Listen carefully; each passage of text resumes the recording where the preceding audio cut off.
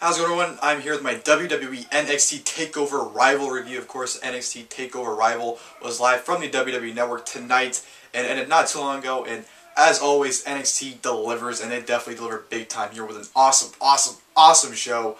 Some can even say probably the best NXT special so far. And to be honest, I'd probably agree with this. This was just an awesome special here. Three awesome matches, and just awesome show. You know, NXT always delivers one way or another, and you know, honestly, just the specials are they honestly are special. Like, they're not just live specials. Actually, the specials are special.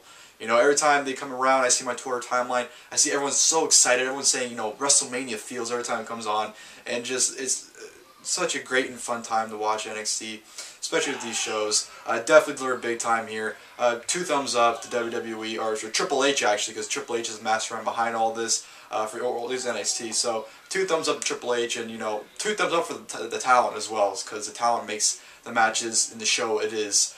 Triple H structures it, and they go out and deliver it. So NXT, if you're not watching NXT, something's wrong with you, because this was just awesome show. We jump right into it. We started off the show with Hideo Itami versus Tyler Breeze, which was a good match. Their match a few weeks ago they had in the Number One Contenders tournament was a lot better, just because I had a lot more time and just, I don't know, it was a lot more physical, I thought. So that match, if you haven't seen it, go back and watch that one. Not saying this match wasn't good or anything. It was definitely a solid, good match here, but I thought their match from a few weeks ago was a lot better than this one. But this one was still good. Tyler Breeze, really worked on Hideo's leg, and he really controlled, majority of the match. Hideo had his comeback, teased the GTS to a humongous pop. Every time he teases it, the crowd goes insane for it. When he hits it, that crowd will erupt. It's going to be amazing when he finally hits it. But solid opener, like I said. Hideo with his kicks, man, they're fucking vicious. I mean, the strong style definitely lives within Hideo Itami still, and he really showed it here. But solid opener, like I said. Hideo Itami won with the running kick. So I get the victory over Tyler Breeze. Tyler Breeze is fantastic, by the way. He came out with a selfie stick. A selfie stick, walking out to the ring, and a fan, I guess, or I don't know, maybe someone set up. Some girl actually hopped the rail and jumped on him during his entrance, which I thought was pretty funny. But good stuff to open the show. Definitely a good way to open it. Then we're going to the No Disqualification match. Baron Corbin versus Bull Dempsey. Nothing much here. It was solid though for their standards, I guess, because their matches aren't very usually long. But the 2 matches they've had on NXT, I honestly thought they were good for the minute they were, because they were minute-long matches. And they went like a few minutes. They did not utilize the no DQ stipulation at all.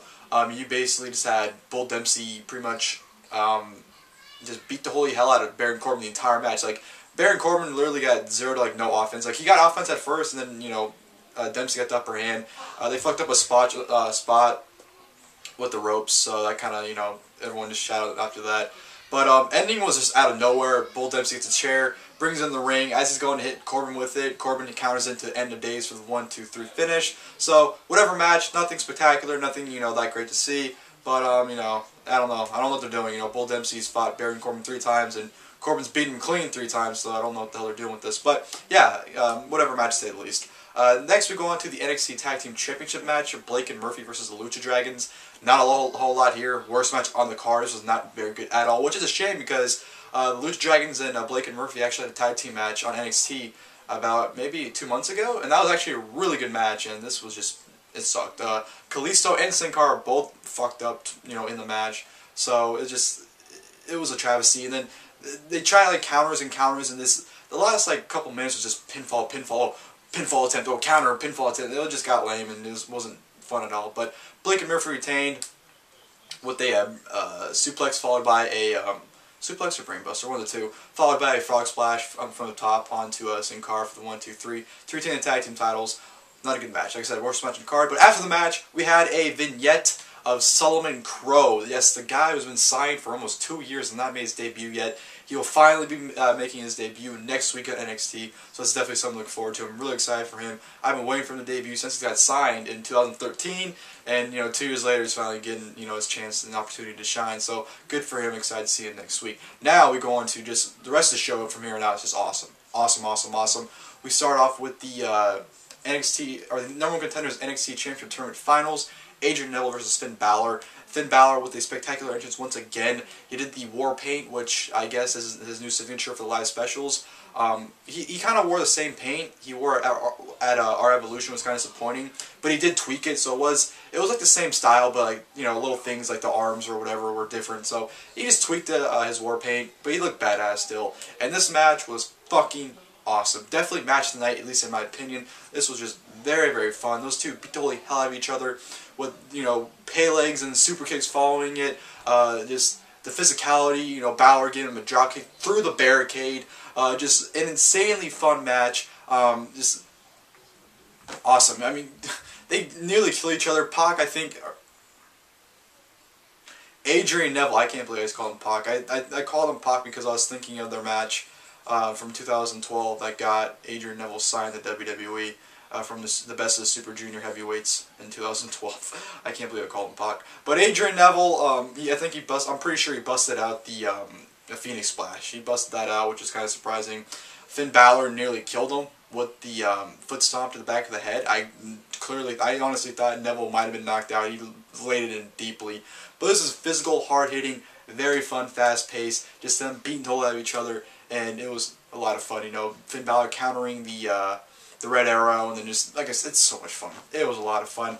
Finn Balor got the win with the double foot stomp onto Adrian Neville for the 1-2-3 victory. So Finn Balor is your new #1 contender for the NXT Championship. Very happy for him. Huge fan of Finn Balor, so I'm really excited and happy to see him climb the ranks very, very fast. So, awesome match. Like I said, match night in my opinion. Then we go on to the Fatal 4 match for the NXT Women's Championship. Charlotte versus Bayley versus Becky Lynch versus Sasha Banks, which was an awesome match here as well. This was very, very fun. All divas really shine. You know, Becky Lynch really impressed me as well. You know, Becky Lynch, we haven't really seen a lot of her, but she definitely shined in this match, I thought. And this was so much fun. You know, Charlotte looked really strong. You know, she was kicking out of finishers. You know, Bayley gave her to a belly to belly suplex from the top rope, and she still kicked out of that. Just very fun. You know, it's just all of them definitely shined. It was brutal at times. They were doing moves where it's like, Jesus Christ, they go on the top rope, doing suicide dives, you know, sacrificing their bodies for the, you know, the well-being of becoming champion. This personified, you know, not just divas or women wrestling. That was wrestling, not just, that was good for women wrestling. No, that was just good for wrestling in general. And that's the one thing I really like about the NXT divas, is the fact that they really try to bonify and make women's wrestling, you know, where it should be. And that's the best thing about NXT, is the divas actually get a chance to shine. Where on the main roster, they're pretty much there for eye candy, and, you know, they don't really do much. Not saying that they're all horrible, but, you know, they don't get any time at all. And if anything, it's like 3 minutes. But awesome Fatal 4 right here. Sasha Banks ended up getting the victory, which I'm very excited for. I was really hoping she won it. I think she should have won a lot at the last takeover at our Evolution, but you know what? It's better late than never. She had Charlotte in the submission. I think it was a bank statement or something, some kind of bank pun. I'm pretty sure it's called. I keep forgetting the name of it. It was she had it. Charlotte wouldn't tap out, so she countered into a crucifix pin for the 1-2-3. So Sasha Banks pins Charlotte and become the brand new NXT Women's Champion. Like I said, very good match, and you know, they paid respect to each other. They shook hands, and you know, they hugged it out. So it was a great show of respect after the match as well. So definitely a very fun and awesome, you know, Fatal 4-Way. And then we go on to the match I'm pretty sure everyone was waiting for and looking forward to, the NXT Championship match. Sami Zayn versus Kevin Owens, the main event, the match that everyone's been looking for since our Evolution. Probably since Kevin Owens got signed, to be honest. That's the main match everyone wanted to see. It finally happened here, and did it deliver. It was not, I think, what people thought it was going to be, which is good, because I think it was better than what people thought it was going to be. Well, not saying, well, in a certain aspect, I think it was better than what people thought it was going to be. I'm pretty sure everyone just thought they just beat the holy hell out of each other, and that was it. But they told a phenomenal story. It was on par. Well, the storytelling was on par with the Cena versus Lesnar match from SummerSlam. That was basically what it was. He basically had Kevin Owens beating the holy hell out of Sami Zayn. Sami Zayn, you know, not really getting that much offense. Sami Zayn did look better, though, than Cena did at SummerSlam, because Sami Zayn did get offense and, you know, almost beat Owens a few times. But this was definitely just laying the hits in. This was physical, emotional. It had all the elements into the match. You know, just, and the crowd's reaction they were invested into it, and they couldn't believe it as well. So the story, the moral of the match was fantastic. You had, you know, Sami Zayn, the fighting champion that took him forever to get to the spot he wanted to get there. He finally gets there. Then you had the monstrous Kevin Owens, who just comes in and barges in and takes the spot and beats the holy hell of the guy that, you know, is trying to defend himself and, you know, defend the fans. So, and I mean, the best way to compare it really is Sami Zayn was John Cena and Kevin Owens was Brock Lesnar. That's honestly how you compare this match to. And, you know, the way they're doing with Kevin Owens, they're really building him as the monster of NXT. You know, NXT's lacked the #1 heel forever, I think. I don't think they've ever had a top heel. So Kevin Owens taking that spot, as well as being the champion, is the best thing they could have done, in my opinion. Sami Zayn, this adds so much more to the story, too. Sami Zayn is going to be out, I'm assuming, with an injury, because he's not going to be at the tapings tomorrow, so I'm assuming he'll be out. Owens going to feud with Balor, and then the comeback story for Sami Zayn is where he finally is able to dethrone the monster that is Kevin Owens. So when Sami Zayn does come back, and I'm confident, I'm not saying anytime soon, maybe by the end of the summer or later than that, I do feel Sami Zayn will beat Owens to win the title back, and that would just add more to the story and to Sami Zayn, because, you know, he worked so hard to get to that point. It was taken from him right away, and then he finally, you know, had to scratch and claw and dethrone the guy that ruined everything for him. So I'm really excited for the future. I mean, this is the first match of many I'm pretty sure we're going to see. So I'm very excited. I didn't even tell you the match ended. If you watched it, you know Kevin Owens, the pop-up powerbombs, just kept giving him powerbomb after powerbomb. I think he gave him like 6 or 7 powerbombs, and the ref had to call it.